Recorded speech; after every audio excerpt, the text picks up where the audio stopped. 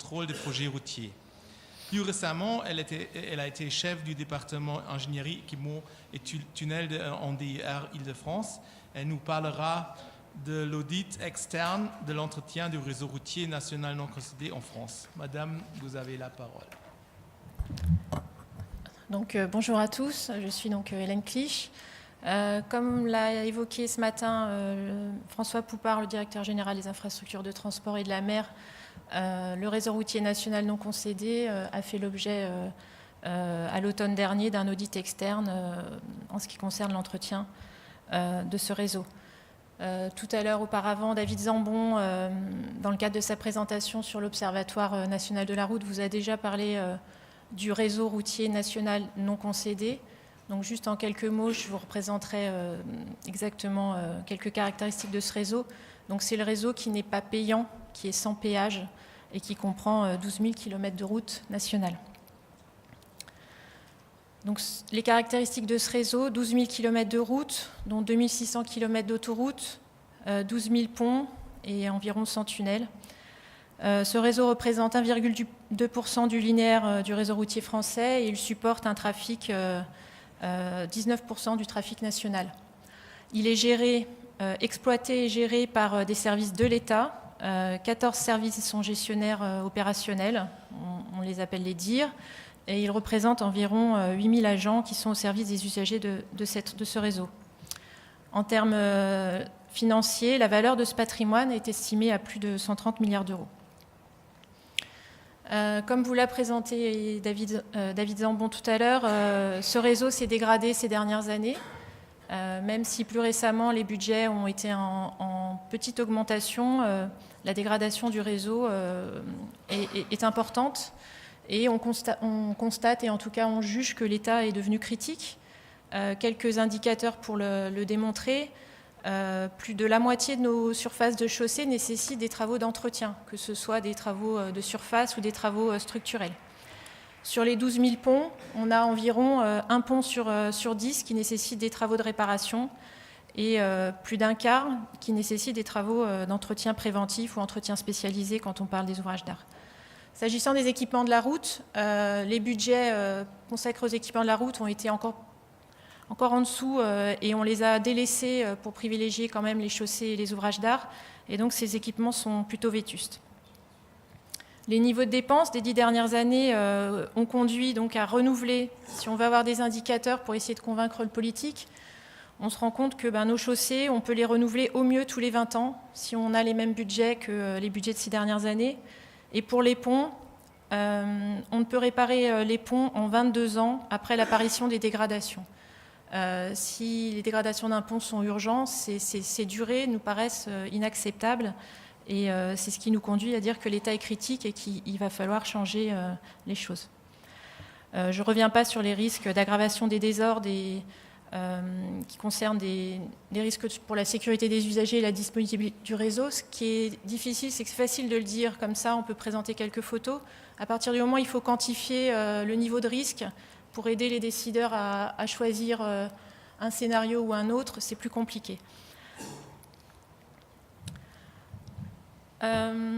Donc le gouvernement, comme l'a expliqué ce matin François Poupard, a décidé de privilégier la maintenance des réseaux existants dans le cadre des réflexions actuelles sur le transport. Donc un audit externe de l'entretien du réseau routier national non concédé a été demandé par le gouvernement à l'été 2017 pour préparer la loi d'orientation sur les mobilités. En réalité, le gouvernement a également commandé d'autres audits sur le réseau ferré et sur le réseau navigable. Il n'y a pas que le réseau routier national qui fait l'objet d'audits. Donc cet audit vise en fait à aider l'État, à permettre à l'État de préciser sa stratégie d'entretien optimisée. L'idée, c'est de regarder si actuellement on dépense bien les budgets, est-ce qu'on ne peut pas s'optimiser, est-ce que nos politiques sont suffisamment justement optimisées pour limiter la dépense. Donc il est méthodologique et il vise à vérifier si les outils mis en œuvre pour évaluer l'état du réseau sont satisfaisants, optimiser la politique d'entretien et améliorer l'efficience selon plusieurs niveaux de service et plusieurs niveaux de ressources. Ensuite, ce qui est aussi important par rapport à cet audit, c'est de pouvoir définir les objectifs d'état du réseau, et de valeur d'usage socio-économique en optimisant l'entretien. Tout à l'heure, je vous donnais un exemple en disant on a plus de 50% de nos routes, nos chaussées qui nécessitent des travaux d'entretien. Quel est l'état satisfaisant à viser? Est-ce que c'est 25% des chaussées? Est-ce que c'est 30%? Est-ce que c'est 35%? En fait, on a du mal en fait, à définir ces niveaux de service que l'on pourrait juger satisfaisants pour notre pays. L'audit a été piloté par un COPIL qui associait 3 ministères, le ministère de l'Action des comptes publics, le ministère de l'Économie et des Finances et le ministère des Transports. C'était très important puisque si on a fait, nous, des travaux au niveau du ministère des Transports, on a réalisé un certain nombre d'évaluations financières. On a plus de mal à convaincre la partie budgétaire pour que les budgets puissent être augmentés. Et donc c'était important que ce travail d'audit externe associe à la fois le ministère des Transports, mais également le ministère du Budget et des Finances. Pour être indépendant et pour gagner en crédibilité par rapport aux conclusions de l'audit, on a souhaité que l'audit soit confié à un prestataire externe au monde routier français. Donc on a passé un appel d'offres et c'est un groupement suisse composé de 2 bureaux d'études, IMDM et Nibux, qui ont répondu à cette offre. L'audit s'est déroulé dans des temps records, une durée de 4 mois qui était liée au planning de la loi d'orientation sur les mobilités. Il a été organisé en 3 phases. Une première phase de diagnostic, une deuxième phase d'identification des leviers d'optimisation et de définition des méthodes de simulation, et une troisième phase qui consistait à réaliser les simulations de plusieurs scénarios budgétaires. Une petite présentation. La première phase de diagnostic a consisté, l'audit a été réalisé selon la norme ISO 55000, et la première phase du diagnostic a consisté à regarder un petit peu toutes les thématiques qui doivent être analysées dans le cadre de cette norme à travers un certain nombre d'interviews des services. Donc ont été regardées la gestion des risques, les analyses de cycle de vie, toutes les informations liées aux bases de données et à la connaissance, les mécanismes de prise de décision et de planification, également les aspects de ressources humaines et d'organisation. Ensuite, pour les phases 2 et 3, on va dire, de notre audit, il y a eu beaucoup d'échanges avec les auditeurs. Et l'idée, c'était de faire des simulations de 5 scénarios budgétaires. Et donc, il y a eu un certain nombre d'étapes et de co-construction de ces scénarios. Pour tout ce qui est au-dessus de la flèche, en fait, c'est d'une certaine manière les données d'entrée qui ont été principalement fournies par mon service et les DIR, les services gestionnaires, qui ont été fournis aux auditeurs. Et puis plus bas, en fait, je vais vous expliquer que c'est plutôt les éléments que les auditeurs ont construits et que nous n'avions pas forcément préalablement à l'audit.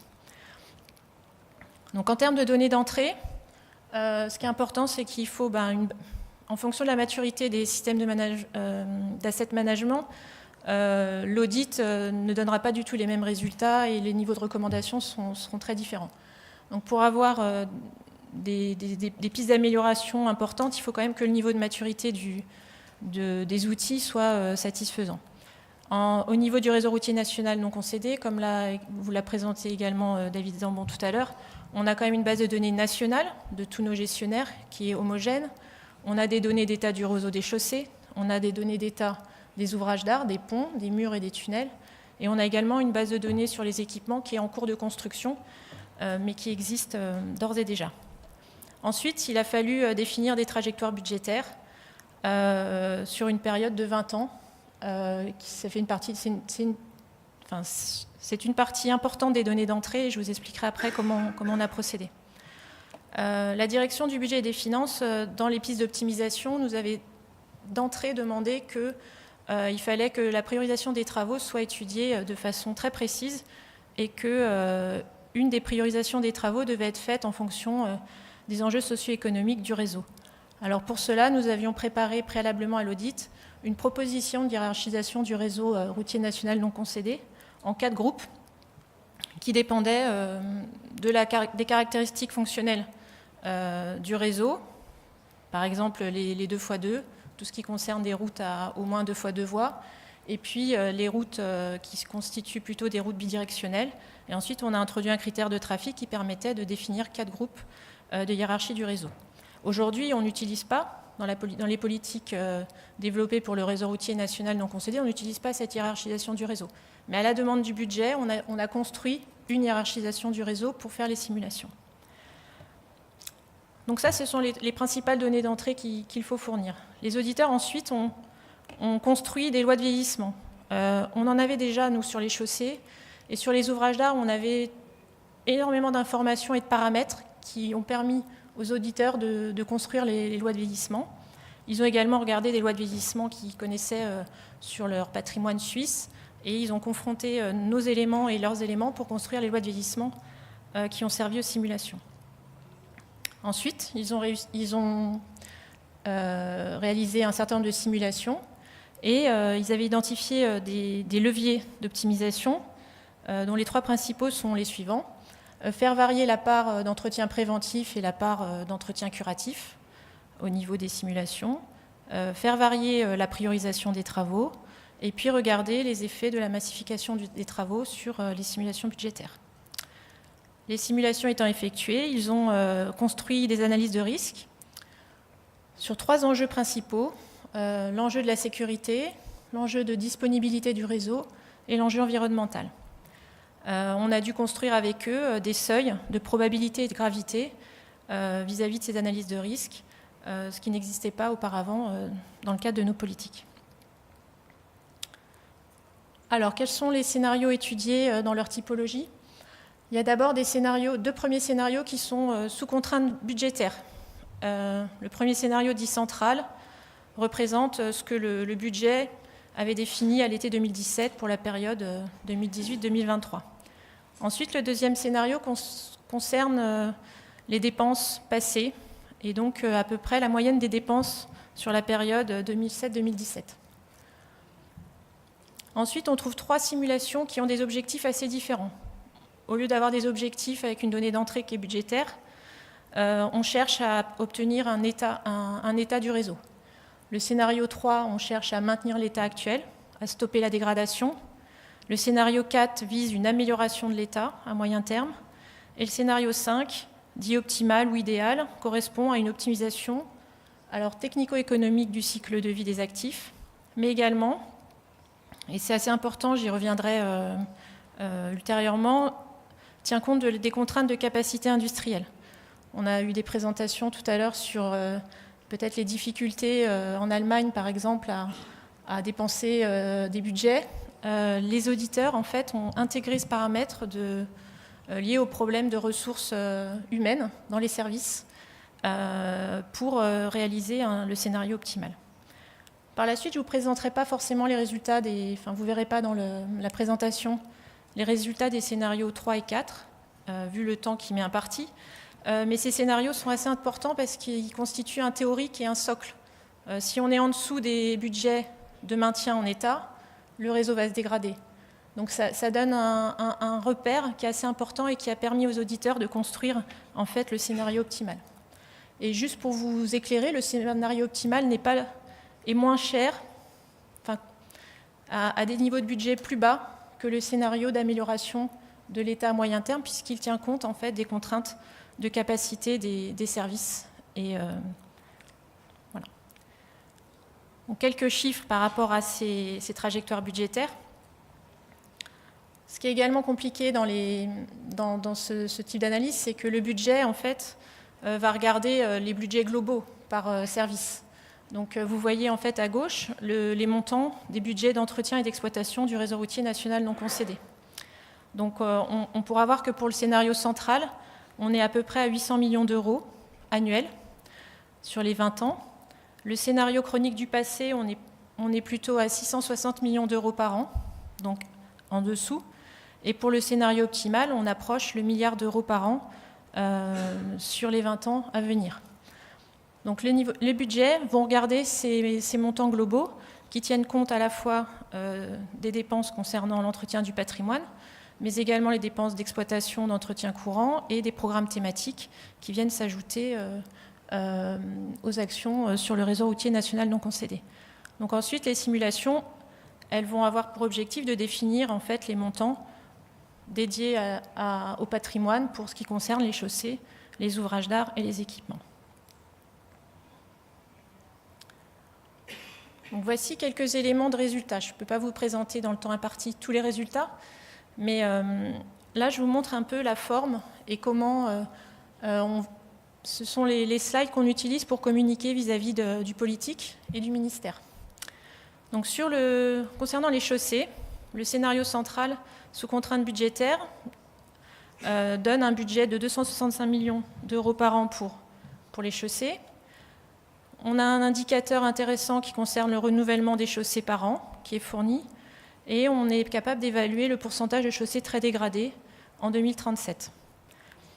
Ce qu'on peut voir, c'est que la priorisation du réseau, que vous voyez à droite, sur les groupes 1A, qui sont les réseaux les plus circulés, on arrive en 10 ans à avoir une situation plutôt correcte, alors que pendant ce temps-là, sur les groupes 3, quand on priorise aux réseaux plus circulés, la situation se dégrade et n'est plus maîtrisable.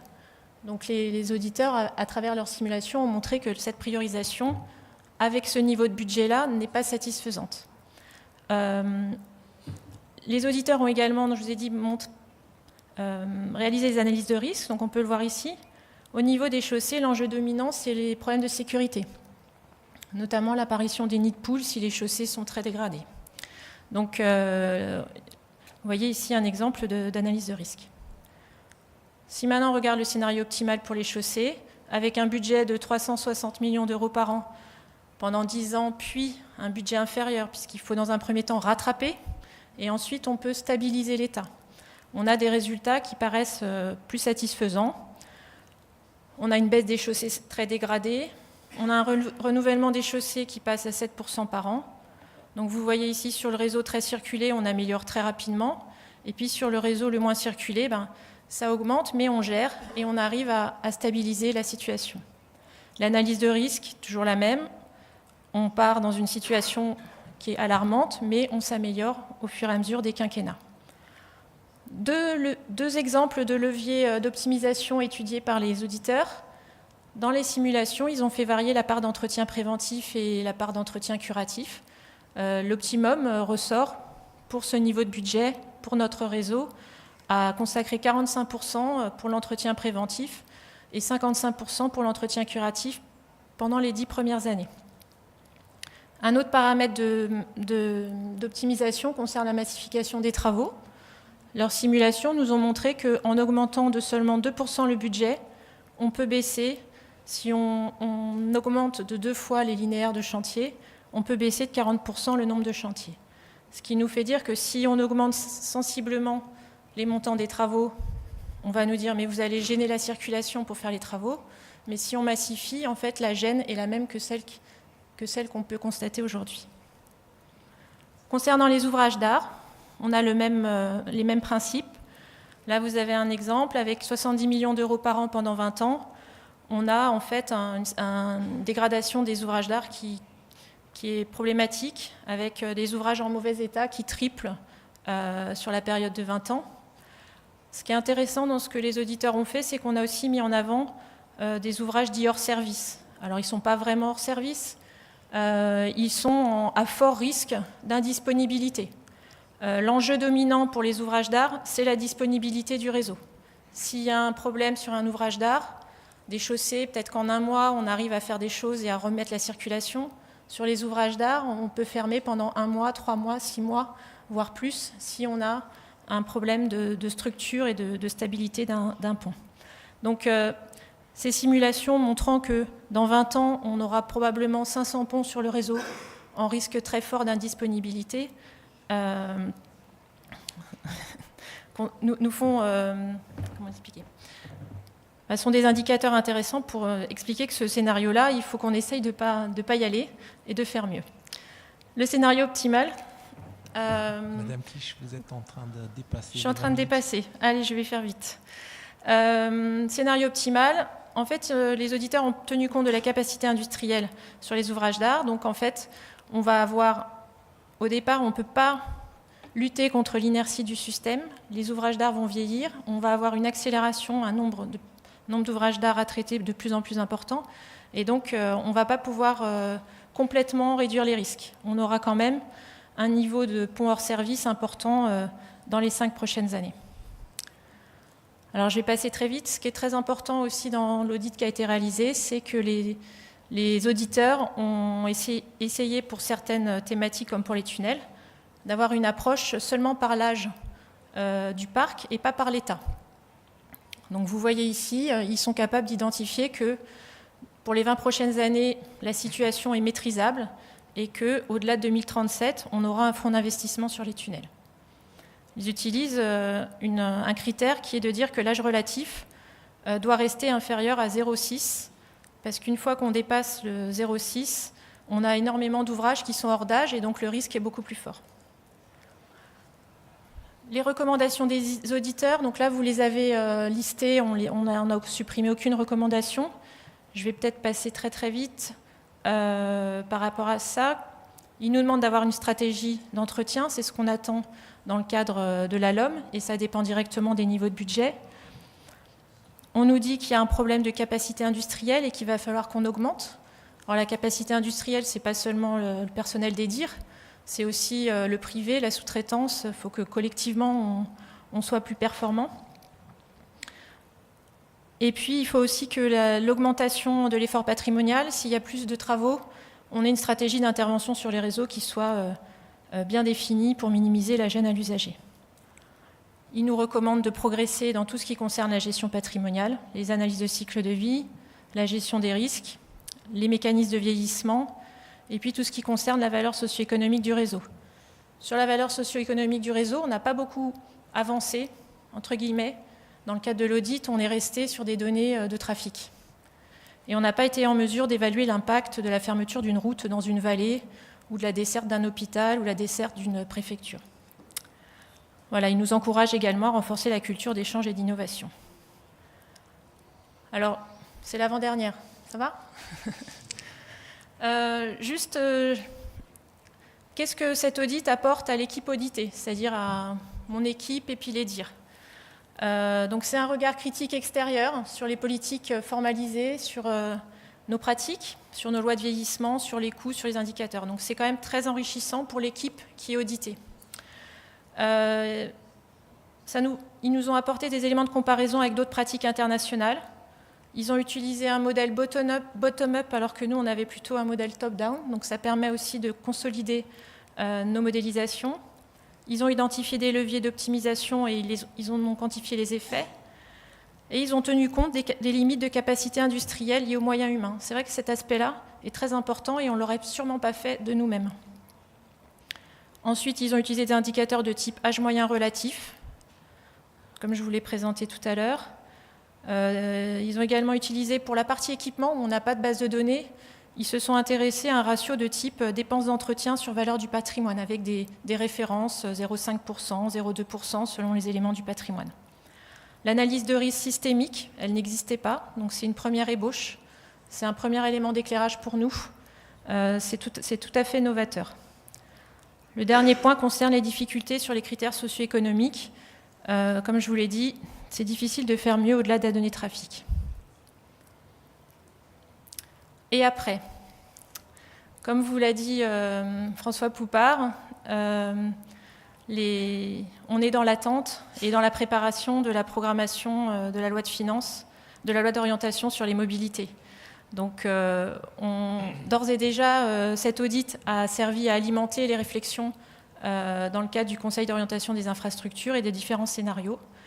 Je vous donne rendez-vous dans 3 ans pour vous dire à quel point cet audit aura pesé ou pas dans les choix politiques et financiers qui seront faits. Merci.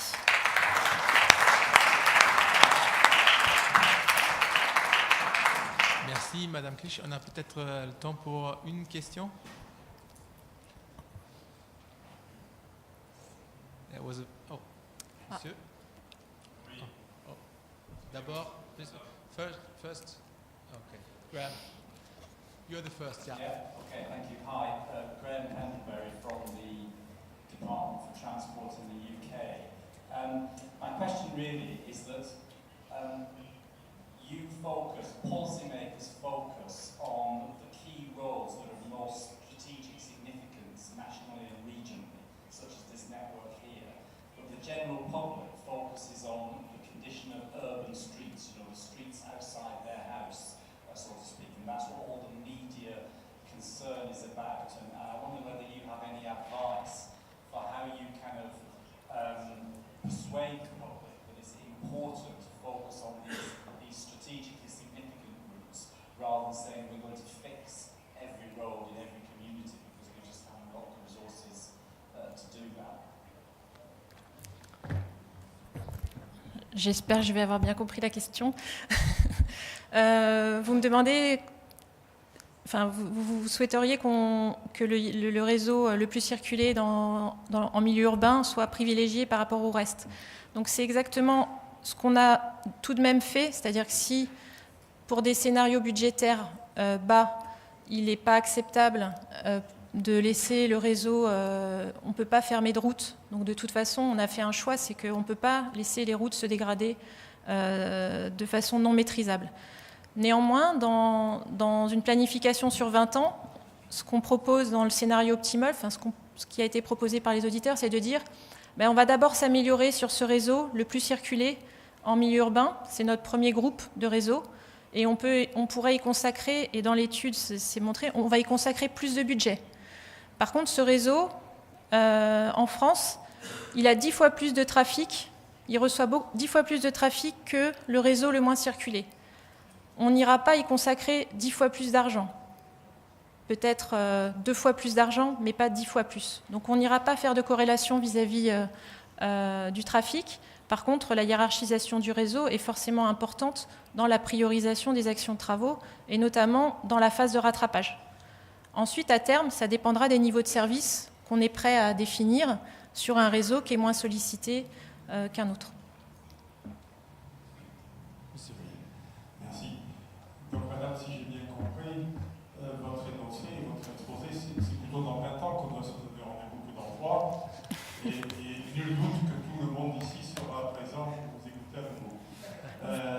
Donc, ma question, vous avez des scénarios budgétaires sur de longues périodes qui supposent que les gouvernements, à un moment donné, fixent une ligne et qu'ils s'y tiennent pendant 20 ans consécutifs. Si ça existait, ça serait certainement très bien. Mais est-ce que vous avez envisagé des scénarios avec un investissement un peu plus chaotique, où on alterne entre un budget vertueux et puis des périodes où il est un petit peu moins, pour voir ce que ça peut donner sur l'état du réseau, parce que vos images sur le devenir du réseau sont très intéressantes. Alors sur l'état chaotique ou erratique des budgets, il suffit de regarder le passé. C'est pas la peine de faire des simulations. Et par rapport aux simulations, dans les simulations, vous avez parlé de 20 ans, mais on a un zoom très précis sur les 5 prochaines années. Dans la loi d'orientation sur les mobilités, il y a des objectifs. Et sur le patrimoine, il ne faudrait même pas qu'on regarde à 20 ans sur les ouvrages d'art et les ponts. On nous dit qu'il faut regarder bien au-delà. La plage de 20 ans est même insuffisante. Dans la loi sur l'orientation sur les mobilités, il y a un budget pour 2018-2022, c'est écrit là, c'est important. Mais de toute façon, les simulations sont faites à 20 ans, puisque les résultats, on aura des résultats satisfaisants que dans 10 ou 20 ans, selon les types, selon si on parle des chaussées ou des ouvrages d'art. L'idée, là, c'est vraiment justement de sortir des fluctuations budgétaires et des effets chaotiques, du fait que les budgets de maintenance sont la variable d'ajustement des autres budgets. Donc l'idée, c'est qu'on aimerait bien avoir une trajectoire budgétaire. Ensuite, on verra bien. Mais dans 3 ans, effectivement, on n'aura pas les effets de la loi d'orientation sur les mobilités. Ça sera trop tôt, on ne pourra pas le voir à travers les indicateurs. Néanmoins, on saura si déjà la loi sort et quelle est la trajectoire. Je pense qu'important, ce n'est pas que pour l'administration, c'est également pour le privé. C'est-à-dire que si les budgets restent à 600 millions d'euros par an ou 1 milliard d'euros par an, ce n'est pas la même chose, ni pour nous, ni pour le privé, ni pour les entreprises qui doivent réaliser les travaux. Merci, Madame Clich. Je retiens qu'on se revoit dans 20 ans Et merci. Ou plus, hein. Je veux bien revenir plus tard si vous voulez. Merci jusqu'à 2038.